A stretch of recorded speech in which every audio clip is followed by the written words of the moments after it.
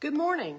My name is Susan Haney. I serve here at the Presbyterian Church of Lowell with David Holloway, and we both welcome you to our congregation, to our church building, and are so grateful to see you this morning.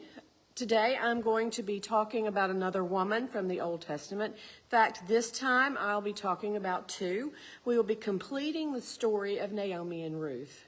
Now, last week, I probably left off the narrative in an awkward position, so bear with me as I recap for just a second to where we are in the story of Naomi and Ruth. Naomi was a woman who was from Bethlehem. She had 2 daughters-in-law, and all 3 ladies were widowed. Naomi decided that she would go back to her hometown to live with her relatives. And she gave her daughters-in-law leave to return to their families. Orpah decided that she would do that, and she left Naomi and went back home to her own family. Ruth, however, gave a very emotional response to Naomi and told her that she would never leave her, that she would always be there for Naomi. The 2 women returned to Bethlehem.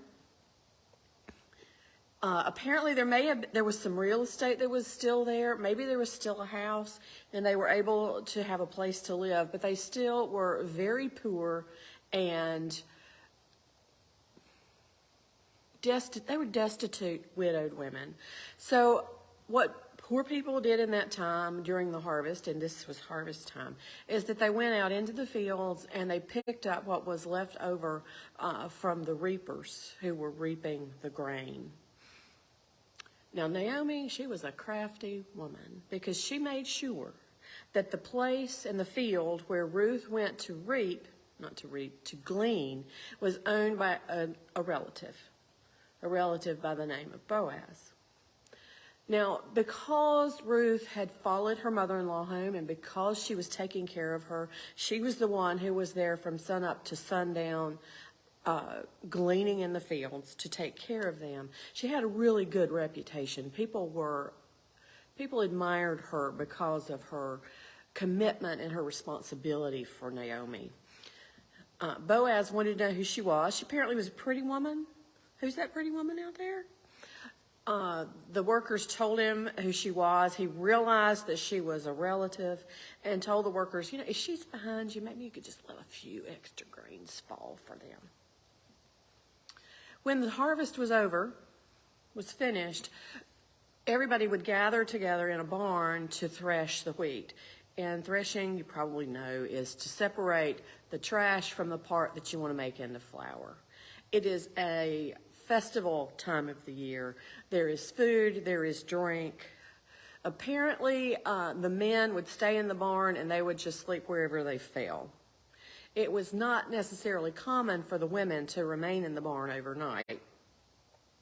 But Naomi had told Ruth that she should remain in the barn overnight and that she should actually go and sleep beside Boaz. I don't know about you, but I wouldn't have wanted to stay in the barn overnight with a bunch of stinky, smelly, sweaty, snoring, drunk men. But she did, because that's what her mother-in-law had told her to do. Boaz wakes up in the middle of the night, and lo and behold, there is a woman next to him, and it is Ruth. I imagine that at that point, if he wasn't too tipsy, that he figured out exactly what Naomi was trying to say. Naomi was saying, you need to do the part of the kinsman redeemer. So let's talk a minute just about the kinsman redeemer. At this time in the history of Israel, there was a thing called the Levirate Law, Levirate, the Levirate Law. And what that said was that if a man died without an heir, that the next of kin should marry the widow. The first child that was born from that marriage would actually be the heir of the dead man rather than of the legitimate father. And that was just to ensure that property passed down into the family and that it didn't leave the family. That was the whole idea. Boaz surely knew that that is exactly what Naomi was asking him to do, asking him to marry Ruth and to honor her by providing her family with an heir. Probably if the men had awakened and found Ruth lying there on the threshing floor beside him, her honor would have been compromised, just as it would have been anywhere. So he sent her away before light, as light began to dawn. He sent her home and figured out what he was going to do. He realized that there was actually another man who was a closer relative than he was. That man needed to have the opportunity to do the right thing. And Boaz gave him the opportunity. He called him out into the gates where everybody could hear what was going on and said, there's this property, there's this real estate, and you are the next of kin.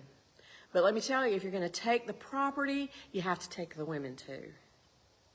Well, when it was just real estate, that next of kin was all excited about taking over some more property. But he didn't want the women. So he gave the right of redemption to Boaz. And Boaz did indeed marry Ruth, and they had children. He provided an heir for Naomi's family. The book of Ruth ends with a beautiful picture of Naomi with her grandchildren. I think I told you last week that Naomi means sweet. And when Naomi had come back to Bethlehem, she had said, don't call me that anymore. Call me Mara, because that is bitter. But at the end of Naomi's story, it is again sweet. You know, sometimes the good guys do finish on top. As Paul Harvey would say, this is the rest of the story.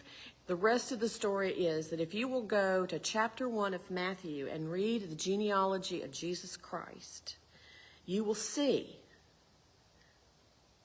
that Ruth and Boaz are a part of the genealogy, a part of the family tree of our Savior Jesus Christ. Thank you for being here with me again today. I have enjoyed sharing with you again. I hope you have a wonderful, restful 4th of July holiday, and I pray that you will join me again next week here at the Presbyterian Church of Lowell when we will talk about another woman from the Old Testament, and I think we're going to go to Judges. We got a lot of stories in Judges.